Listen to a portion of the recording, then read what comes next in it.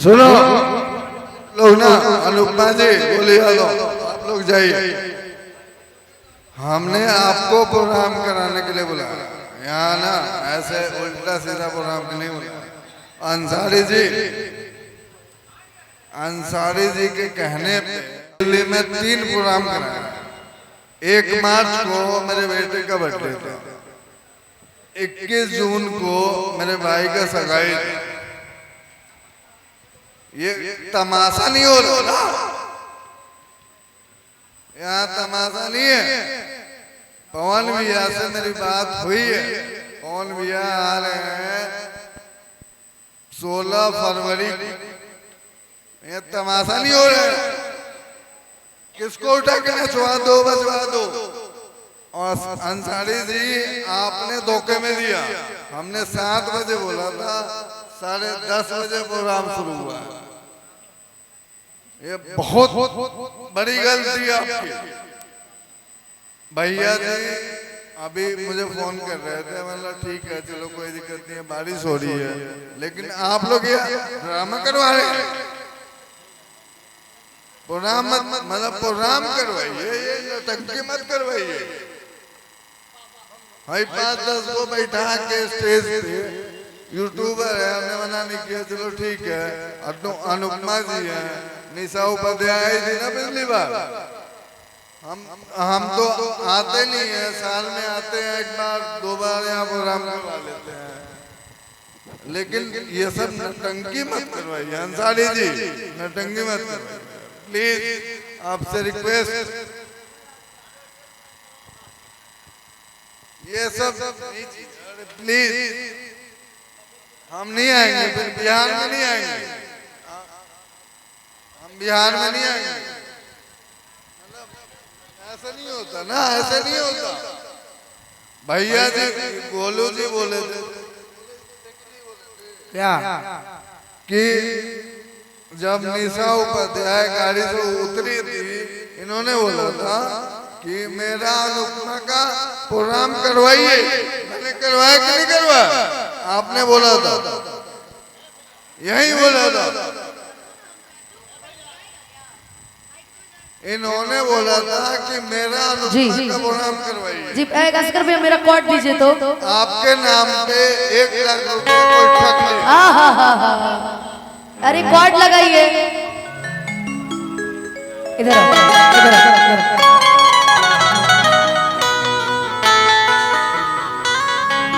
हो तोहरा के दे दिहनी ई करे जा कढ़ी के,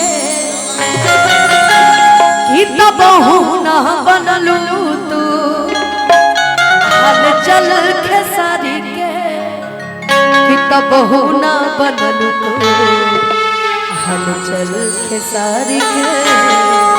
हो चाहत ले आई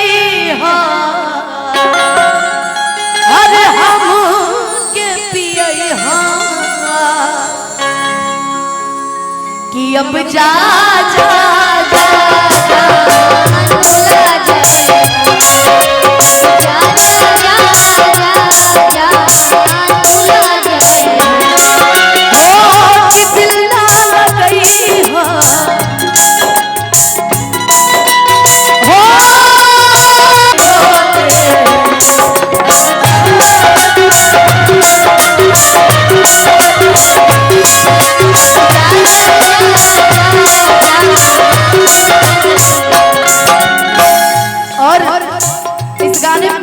और गाया था तुमसे मिलना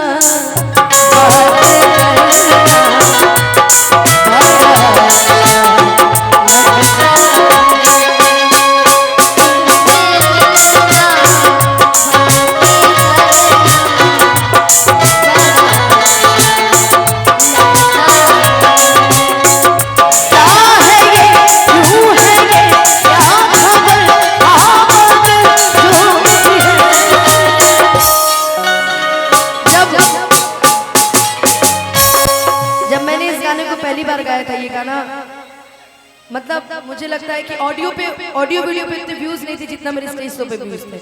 खेसारी भैया का गाया हुआ गाना है, हलचल भैया ने इस गाने को लिखा था, तो मैंने इसी गाने के बीच में गाया था कि यारा यारा तेरी यारा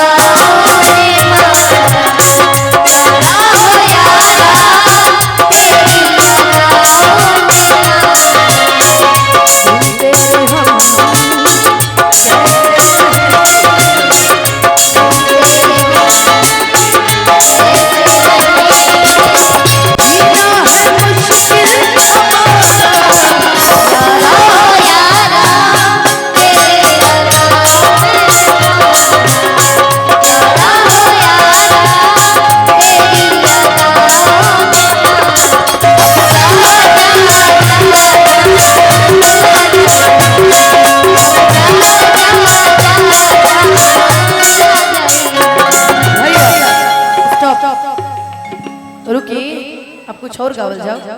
अमर भाई की बड़ी देर से फरमाइश बटे।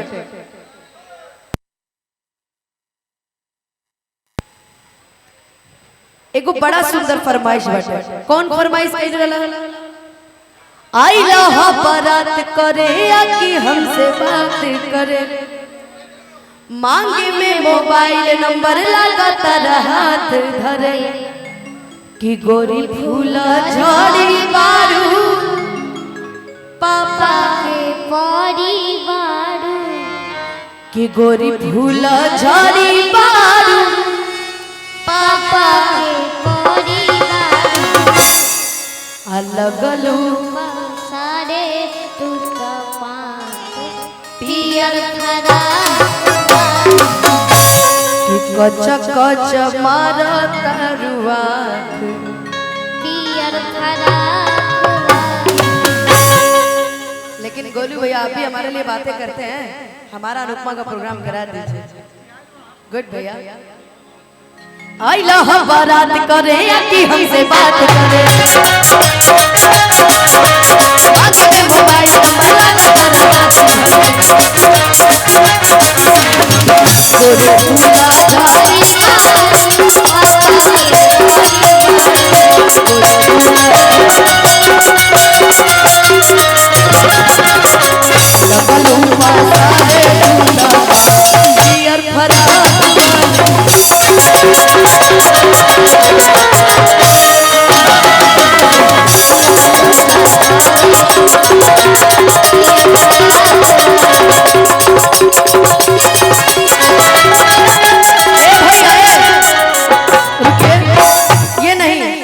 भाई भाई भाई देहिया जवान तो बनौले भगवान थोड़ी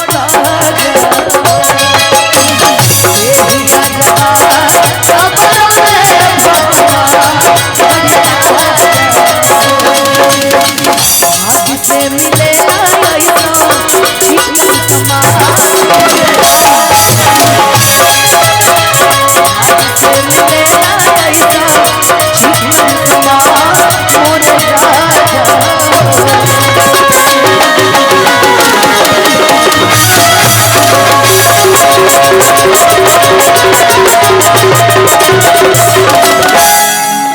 कि गलती से दोनों जने तू नाचत रहनो भाई, मम्मी लगता रहता है, माई बेटा लगता कि वो इसके बाद गाएंगे। वो इन भाई ने मेरे से फरमाइश की तो मैं गा रही हूँ कि गलती से जरा टकराओ तो, दीदी से टकराओ तो, सॉरी बाबू से टकराओ तो, कि गलती से देखिए रे भाई तेम छटक जाइए जरा प्यार से यहाँ से तुम और यहाँ से आएंगे। चलो चलो और सिमरन मौसी भी है, ये ज्योति मौसी भी है, कि गलती से अरे अरे अरे अरे अरे ये तो धोखा को दिला यार तो बताओ, जब हमरे के हरियर सिग्नल देले रहा तो पर दूसर गाड़ी कैसे पार हो गई हैं? तू आजा मौसी, हो मौसी टकरा जाता कि गलती से गलत ना नहीं जब थोड़ा तेज धक्का मारो कि कम से कम एक दो जनी पे गिरे हैं। चलो कि गलती से अरे बाप चोट लगल का अरे दादा हम भैवा के चोट लगा था कि गलती से ये जान टकरा गई हो गलती लड़की के देख पगलाई बड़ा लगे कि माता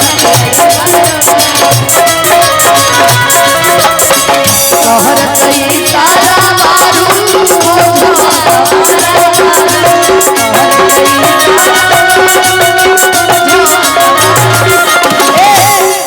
कि भड़केलू कैलो मजा कर तू कर भड़केलू कैलो जा रे तू आ तो ज्योति तू आ इनको कर बाबू कि भड़केलू तू आ तू कहने लगा कि भड़केलू कैलो प्यार से तनी सा तार दीवाना हो चलो कि भड़केलू कैलो मजा पियर फरा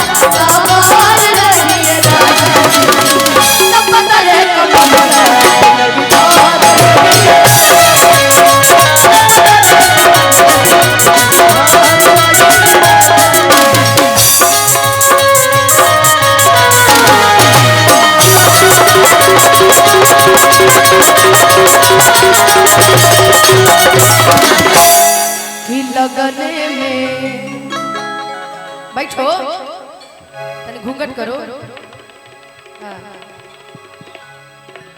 तुम आगे बैठो बउआ तू बेटी पतो के रहन सीखी हां तू जान का लगत रो कि सैया लइका नियन सूती जलकोरा में चापर गो बाप रे बाप हो गए बस दूसरा फीलिंग मतलब लइका हो कि लगने में ऐसा ही लोग गाड़ी गावा दूल्हा बड़े गाड़ी गावा हाँ क्या करेंगे वो अंगने लायक नहीं है वो अंगने लायक गोलू भैया अंगना में गोलू तो गोलू अंगने लायक नहीं है अभी गोलू लइका ना है जी है चले कि लगने में हमर हो जा तू जाने यही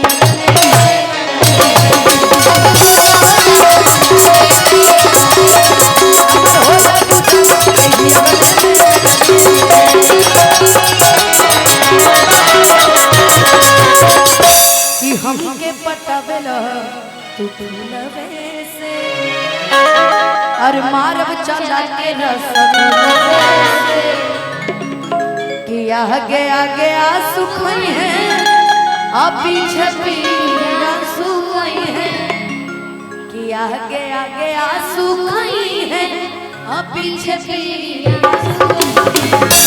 और पवन के